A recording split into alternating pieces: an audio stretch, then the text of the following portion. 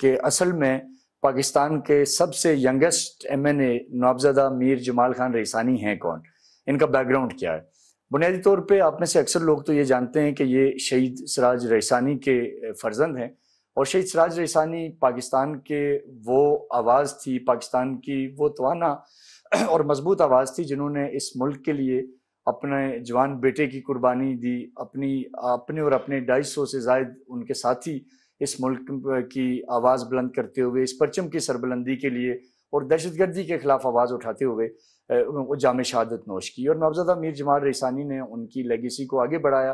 पिछले निगरान हुकूमत में बतौर वज़ीर स्पोर्ट्स बलूचिस्तान में सूबाई वज़ीर खेल रहे, वज़ीर खेल और यूथ अफेयर्स रहे, और अब इस वक्त इन्होंने फिर उसके बाद इन्होंने इलेक्शन कंटेस्ट किया, और इलेक्शन के बाद अब ये मेंबर नेशनल असेंबली हैं।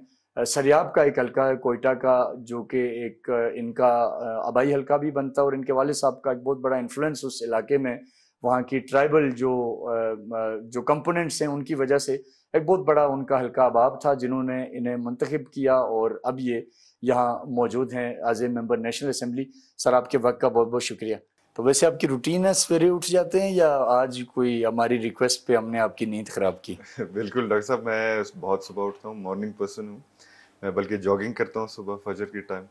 लेकिन सुबह उठना मेरे ख्याल से एक अच्छी आदत है, और यंग लोगों को वैसे भी एक्टिव होना और आप चाहिए। तो माशाल्लाह फिर स्पोर्ट्समैन भी हैं, आपकी तो एक रूटीन ही ज़ाहिर है, फिर बिल्कुल स्पोर्ट्समैन और वो भी फुटबॉलर, ऐसे ही है जी। तो वो तो वैसे ही माशाल्लाह। और आप इतने स्मार्ट भी हैं, हम भी आपको कॉपी करना चाहते हैं लेकिन हो नहीं पा रहा। बिल्कुल जी। तो तो मेरे ख्याल से ये सुबह उठना एक अच्छी नेमत भी है और अच्छी आदत है।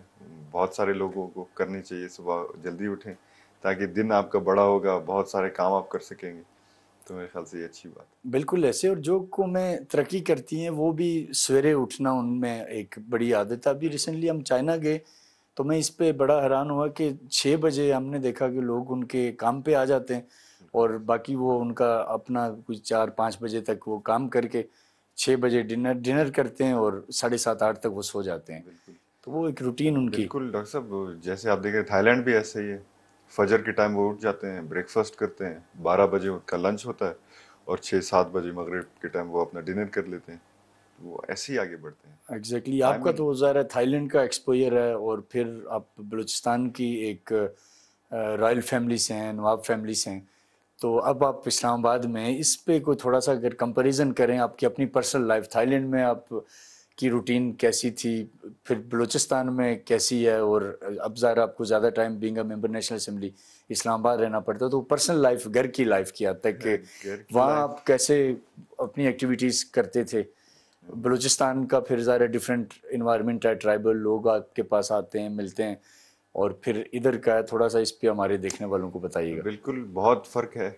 थाईलैंड में ज़्यादातर मैंने स्टूडेंट लाइफ गुजारा है। तो स्टूडेंट की तरह सुबह उठते थे, असाइनमेंट्स होते थे, क्लासेस होते थे। जहाँ तक बात है बलुचिस्तान की, कबायली हमारी रिवायतें हैं। कभी जिरगा हो जाता है सुबह तो लोग आ जाते हैं, हल्के के लोग आ जाते हैं। और अगर इस्लामाबाद की बात करें तो थोड़ा बहुत बलुचिस्तान की तरह ही है, लेकिन ऑफिस वाला माहौल है यहाँ। क्योंकि ज़्यादातर काम जो होते हैं ऑफिस से निकलते हैं। जिरगा हम यहाँ नहीं कर सकते। हमारे हल्के के जितने भी लोग हैं उनकी हमारे पास अप्रोच नहीं है, लेकिन अगर सीधे सीधे लोग आ जाते हैं, कोई ऑफिस चला जाते हैं, तो हम उनको कंपनी करते हैं ताकि उनकी काम है जो वो निकल जाए। तो बहुत सारे फ़र्क हैं, लेकिन अल्हम्दुलिल्लाह सब में अच्छी कारकर्दगी रही है। और बड़ा खुशकिस्मत हूँ कि लाइफ के ऐसे ऐसे पहलू भी देखे हैं, मुख्तलिफ मुख्तलिफ। तो बड़ा चैलेंजिंग भी है, कभी कभार नेमत भी है। तो बड़ा कॉम्प्लेक्स है जी। और आपको अपनी स्पोर्ट्स के लिए वक्त मिलता है? अब ज़ाहिर है जब से आप पहले आप सूबाई मिनिस्टर स्पोर्ट्स रहे केयर टेकर में, तो कुछ हमने आपके वीडियोस भी देखी, पिक्चर्स भी हम अपनी नाज़रीन को भी दिखाने की कोशिश करेंगे कि आप खुद मिनिस्टर होते हुए भी फुटबॉल ग्राउंड में भी रहे, एक्टिविटीज़ भी करते रहे, टीम्स को बाहर भी ले गए, तो खुद के लिए अब कितना टाइम मिलता है स्पोर्ट्स के लिए? डॉक्टर साहब, मुश्किल है, लेकिन स्पोर्ट्स के लिए निकालना पड़ता है। क्योंकि जब आप एक पार्लियामेंट में या एक मीटिंग में बहुत टाइम गुजारते हैं तो आपका एनर्जी लेवल लो हो जाता है। और उस एनर्जी लेवल को बढ़ाने के लिए, रिलैक्स होने के लिए मुख्तलिफ लोग मुख्तलिफ काम करते हैं। तो मैं स्पोर्ट्समैन, एज ए स्पोर्ट्समैन, मैं हर टाइम एक दिन में 40-50 मिनट में निकालता हूँ। जिम के सूरत में हो, ट्रैकिंग की सूरत में हो, फुटबॉल की सूरत में हो, ताकि जो मेरा माइंड है वो रिलैक्स रहे और उसी तरह हम जो डिसीजन मेकिंग करते हैं, मैं चाहता हूँ कि रिलैक्स माइंड के साथ करें, ताकि जो हमारे पर्सनल फील बायसम है वो हमारे दरमियान ना आ जाए। आपसे ये सारी चीज़ें डिस्कस करेंगे, कुछ पॉलिटिकल ज़ाहिर है जो मुल्क का हालात हैं उस पर भी बात करेंगे, और आपकी इस्लामाबाद में फेवरेट आप कहाँ बैठते हैं, कॉफ़ी पसंद है, चाय पसंद है, थाई फूड खाते हैं, क्या आपकी इंटरेस्ट है, वो भी हम आपको ज़हमत देंगे कि आप हमारे साथ चलें। तो इंशाल्लाह ताला ये सारी चीज़ें हमारे नाज़रीन को हम दिखाएंगे आज आपको स्क्रीनों के ज़रिए।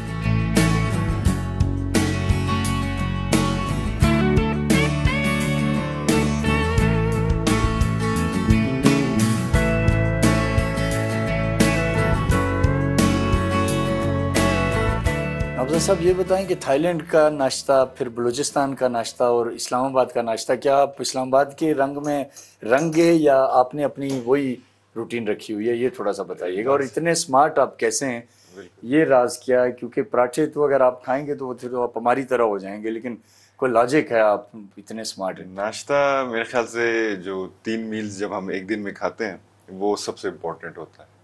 हम जब मैं फुटबॉल खेलता था तो नाश्ते पे बड़ा फोकस करता था ठीक। कि प्रोटीन उसमें हो आपके, ताकि आपका दिन जो एनर्जी के साथ गुजरे। पराठे तो आप देख रहे हैं कि ठीक नहीं है, लेकिन फिर चने हैं या रोटी है, ये ब्राउन ब्रेड है, ऑमलेट हो गया, ताकि वो प्रोटीन आपको दे, ताकि आप एनर्जी के साथ अपना दिन गुजारे। लेकिन बलुस्तान का अगर हम बात करें तो बहुत हैवी नाश्ता है। खासकर अगर हम पाकिस्तान की बात करें तो हमारे लोग डाइट पे ज़्यादा फोकस नहीं करते। सही। हम नाश्ते पे पाया भी खाते हैं, और मेरे ख्याल से वो बहुत एक हैवी मील होता है। सही। और थाईलैंड बहुत वो स्टीम्ड, कुक्ड और प्रोटीन एग्स पे ज़्यादा फोकस करते हैं। तो हमने तो आज मिक्स किया हुआ है, देखें अभी। तो इस्लामाबाद में आपकी अमूमन रूटीन यही है, या आपकी ओवरऑल थाईलैंड में, बलूचिस्तान में भी यही है? मैं ज़्यादातर एक ही रूटीन रखता हूँ। मैं ज़्यादातर ब्लैक कॉफ़ी, ब्राउन ब्रेड और ऑमलेट। ठीक ठीक, ज़बरदस्त है ये। तो इसी वजह से आपकी ये स्मार्टनेस का नाज़रीन राज है नवाबज़दा मीर जमाल साहब की, और ये बड़ा ज़रूरी भी है ज़ाहिर एक स्पोर्ट्समैन के लिए और आपके लिए। डाइट को ख्याल रखना बहुत। बिस्मिल्लाह करें सर, आप बिस्मिल्लाह करें।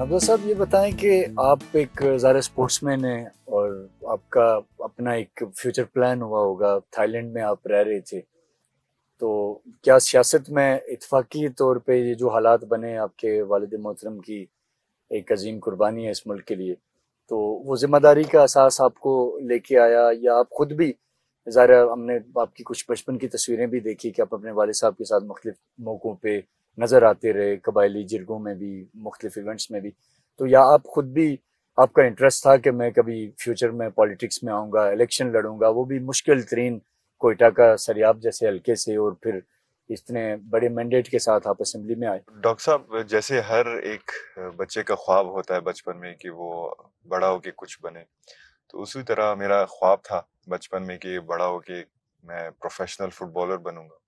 और अल्हम्दुलिल्लाह कुछ हद तक मैंने वो अचीव भी कर ली थी। थाईलैंड में प्रोफेशनल लीग भी खेला है, नेशनल टीम का हिस्सा भी रहा हूँ। 2019 में पाकिस्तान कौमी टीम का भी मेरा नाम आया था उसमें। और AFC चैंपियंस लीग फुटबॉल भी खेला है मैंने, जो कि एशिया का सबसे बड़ा टूर्नामेंट होता है। लेकिन फिर जैसे कि आपको पता है कि जिंदगी में कुछ ऐसे मोड़ आ गए, तो फिर मैंने सोचा कि फुटबॉल अगर मैं खेलता सिर्फ अपने आप को खुशी दिला सकता था, लेकिन सियासत में आके या लोगों की खिदमत करके मैं दूसरे कई मुझ जैसे बच्चों को, उनको प्लेटफॉर्म फराहम कर सकता हूँ, उनको आगे ले जा सकता हूँ। लेकिन इसका ये मतलब नहीं था कि मुझे थाईलैंड में रहना था या वापस पाकिस्तान नहीं आना था। एक ना एक मोड़ पे ज़रूर आना था, लेकिन ये मुझे नहीं पता था कि इतना जल्दी आना होगा मुझे। तो जब ये आप आए, निगरान हुकूमत का जो आपका दौर रहा बलूचिस्तान में बतौर culture, youth and sports minister, तो उसमें आपने काफ़ी एक्टिविटीज़ करवाई लोग नौजवानों को, लेकिन एक तासर ये है बलूचिस्तान के हवाले से उमूमन वो चाहे साबिक हुकूमत हो बलूचिस्तान की या अभी की हुकूमत हो बलूचिस्तान की बिलखुसूस, स्पोर्ट्स पे कोई उनका इंटरेस्ट नहीं है, कोई फोकस नहीं है, कोई प्लेयर्स की कैपेसिटी बिल्डिंग पे कोई काम नहीं है। बिल्कुल ही एक सॉरी टू से लेकिन ऐसे नज़र आ रहा होता है कि बिल्कुल वीएनलेस किस्म के लोग इतनी अहम जगहों पे बैठे हुए हैं।